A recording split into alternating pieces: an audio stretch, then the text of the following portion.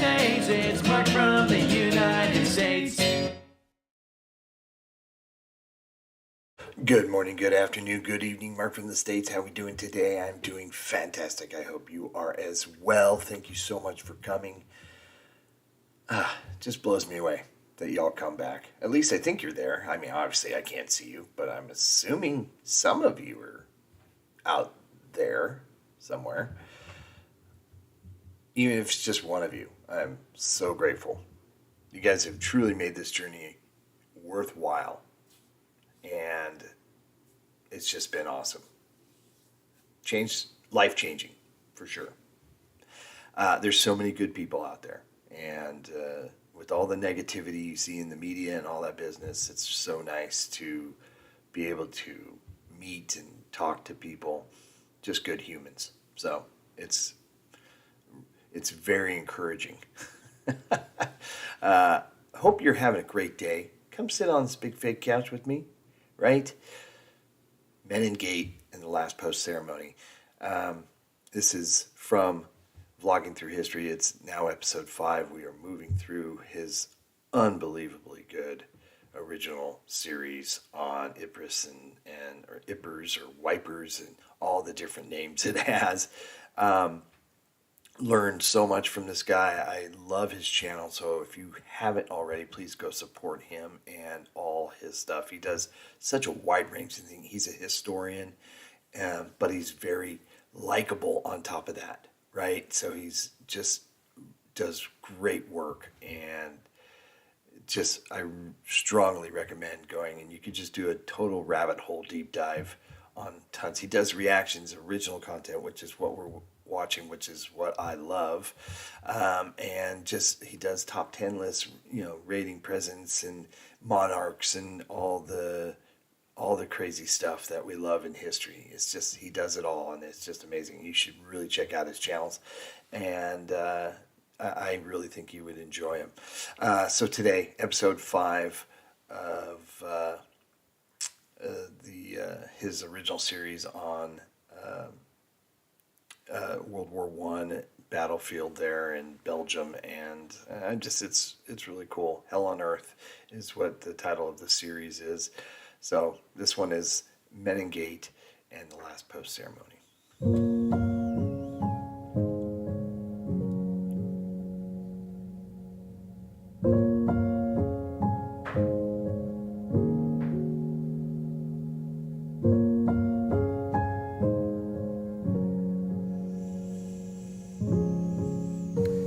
In medieval times, the original narrow gateway on the eastern wall of the Ypres fortifications was called the Hangoer Poort, port being the Dutch word for gate.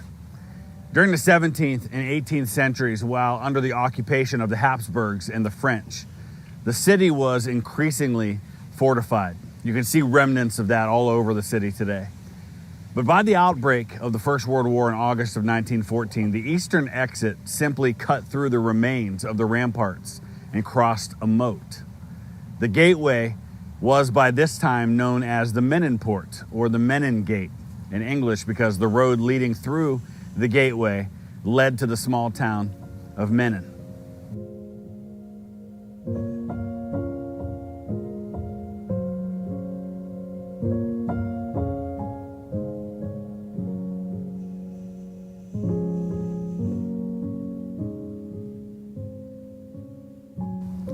This site was chosen to be a memorial as it was the closest gate of the town to the fighting.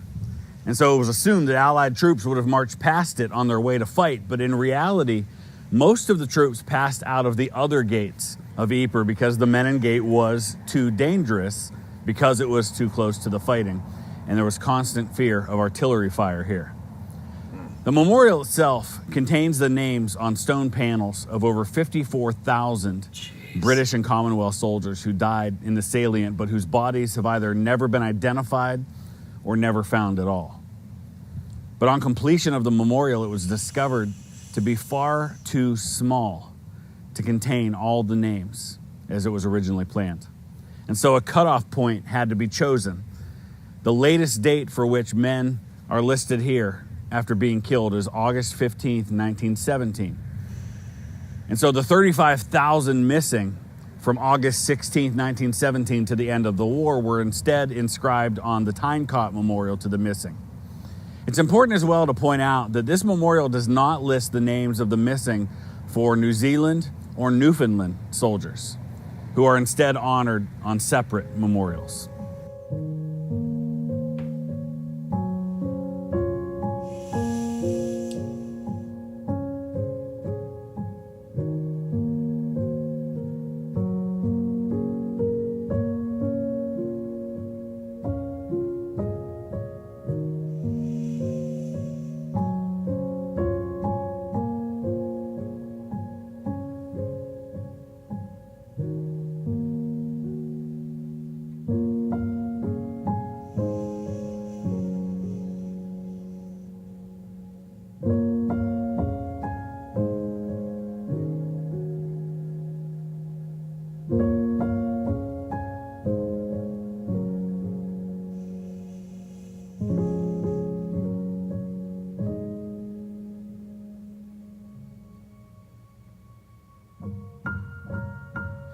I've stayed surprisingly unemotional so far in my week here in Ypres. This is day 4 for me here.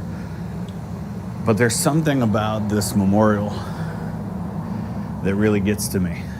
Oh, yeah. It's heavy. You hear the number 55,000, and you know, these numbers, they just become numbers when you're talking about the Great War, because it's just so many. There's just so many. I mean, something like 17 million people died because of that war. But then you come here and you start walking around and you see these names, and they just go on and on and on.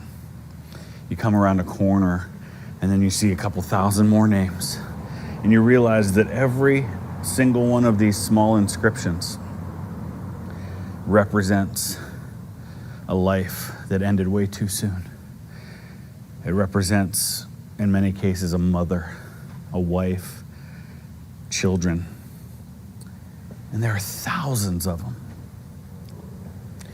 And these aren't even all of the names just of the missing from Ypres. These are a little more than half of them. These are a little more than half of just the missing who were never identified, of one army in one small part of one front of this war. This is just Ypres. This doesn't count the men whose graves are known, and those are tens of thousands more. And it's just the British. Then you have the French and the Belgians and the Germans. And then you go to other places and you have Italians and Ottomans, and you have Americans, and you have Austro-Hungarians and Bulgarians and Romanians. It's something to really ponder, just looking at all these names and just realizing what an absolute horrifying waste this war was.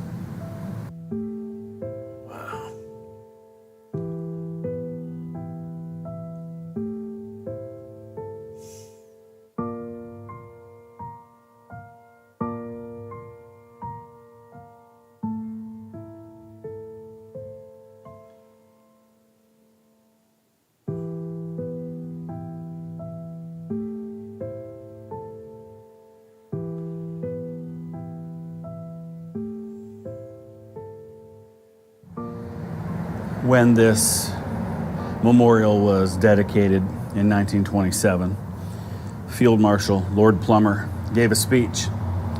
And one of the things at the end he said was, "Now it can be said of these men, he is not missing. He is here." Oh, Chris. Can only imagine the pain would have been bad enough for a family to have lost someone in the war. But then to not know where they are, to not have a grave to visit. It's one of the reasons why they have the unknown warrior at Westminster Abbey, because he represents all of these names. One of these names on this memorial here could be the man who's buried at Westminster Abbey among kings. It's a right place for him to be.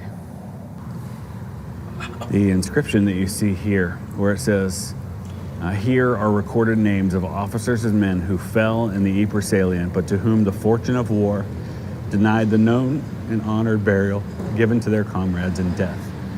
That was written by Rudyard Kipling, the famous British author.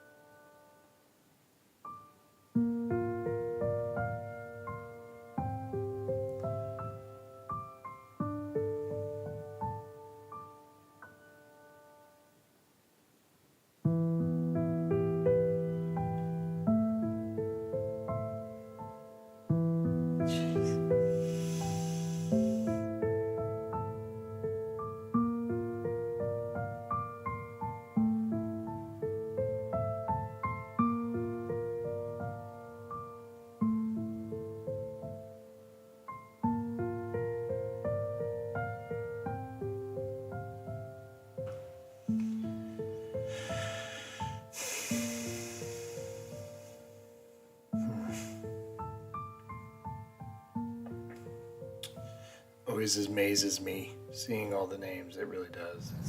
The highest ranking officer to have his name inscribed here at the Menin Gate is Brigadier General Charles Fitzclarence, who is a recipient of the Victoria Cross for his actions during the Boer War. But here at Ypres, he was leading the 1st Guards Brigade as they were being overwhelmed by just massive numbers of German soldiers during the First Battle of Ypres. And he was killed and his body was lost.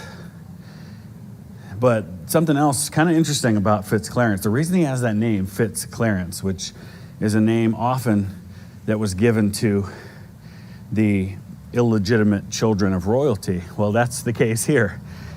His grandfather was an illegitimate son of the man at the time who was the Duke of Clarence, but who later became King William IV.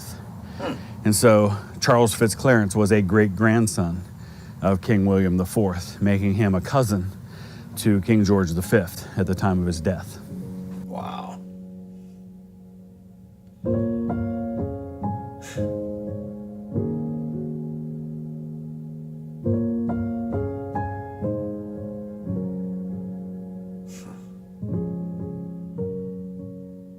The lions that you see behind me that are a part of the Menin Gate are not very old, actually. They're only about 4 years old. They were placed here in 2018, but the originals that were here were battle damaged and were donated to the nation of Australia by the city of Ypres in 1936 as a way of saying thank you for the nearly 13,000 Australian soldiers who died defending Belgium during the Great War. They were restored by the Australian government, and I think around 10 or 11 years ago were placed on display at the Australian War Memorial in Canberra, the capital city.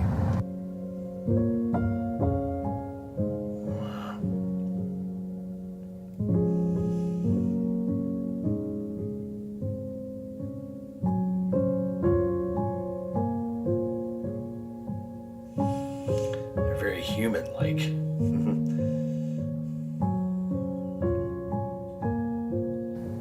Following the opening of the memorial in 1927, the citizens of Ypres wanted to express their gratitude toward those who had given their lives for Belgium's freedom. And so every evening at 8 p.m., buglers from the Last Post Association close the road which passes under the memorial and sound the last post. Except for the time during the occupation by Germans in World War II, when the daily ceremony was conducted at Brookwood Military Cemetery in Surrey, in England. This ceremony has been carried out uninterrupted every single night since July 2nd, 1928. Why? On the very evening that Polish forces liberated Ypres in the Second World War, on September 6th, 1944, the ceremony returned, despite the fact that heavy fighting was still taking place in other parts of the town. I've had the opportunity to witness it a couple of times this week, and I have to say it is a very moving experience, and I want to invite you to watch the ceremony that I saw my first night here.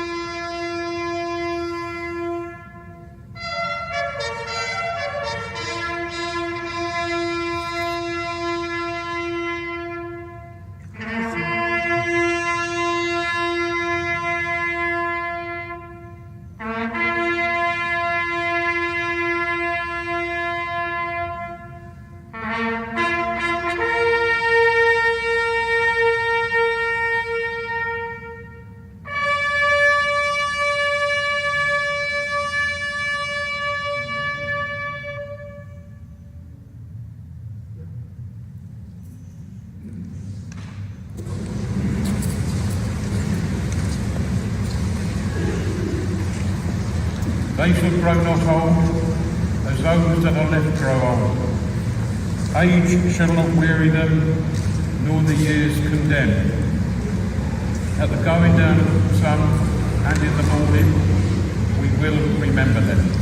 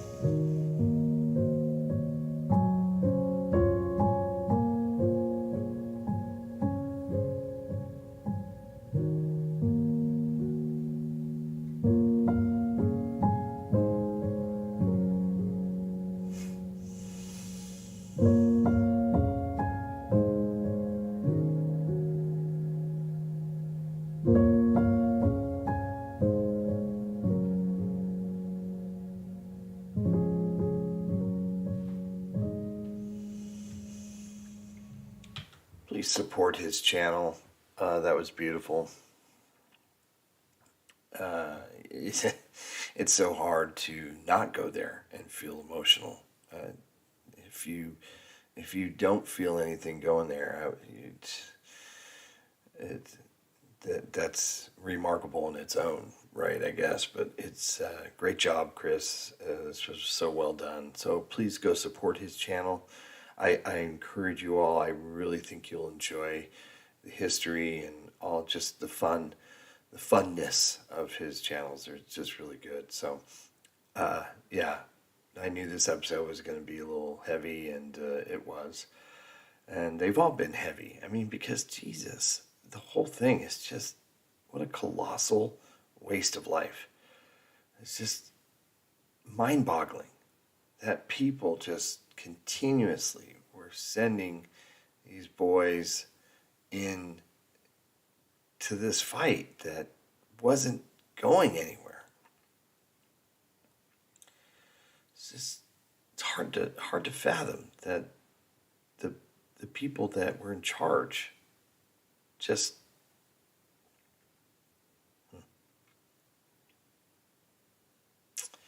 hope everybody's happy, healthy, and safe. I know a lot of you have been there. I would love to hear your stories.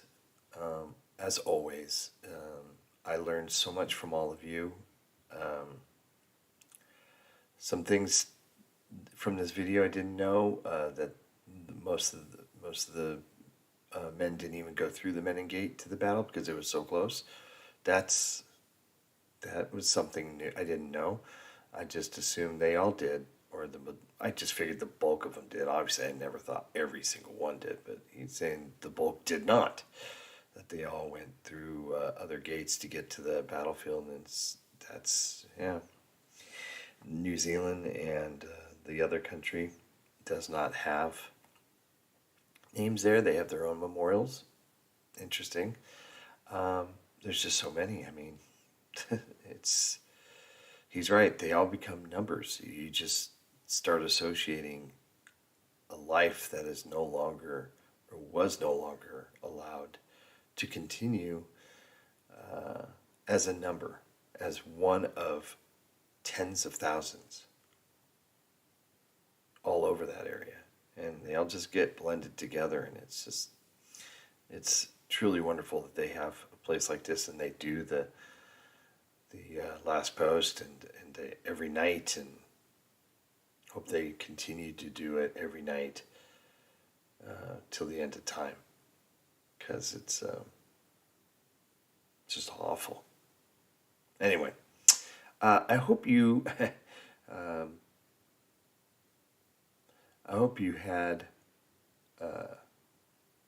not had, but I hope you have, a wonderful day. And we'll see you hopefully in episode 6. Gosh, I love these videos. They're just so good. So good. Again, support his channel, and we'll see you in the next one. Take care, everyone. Bye.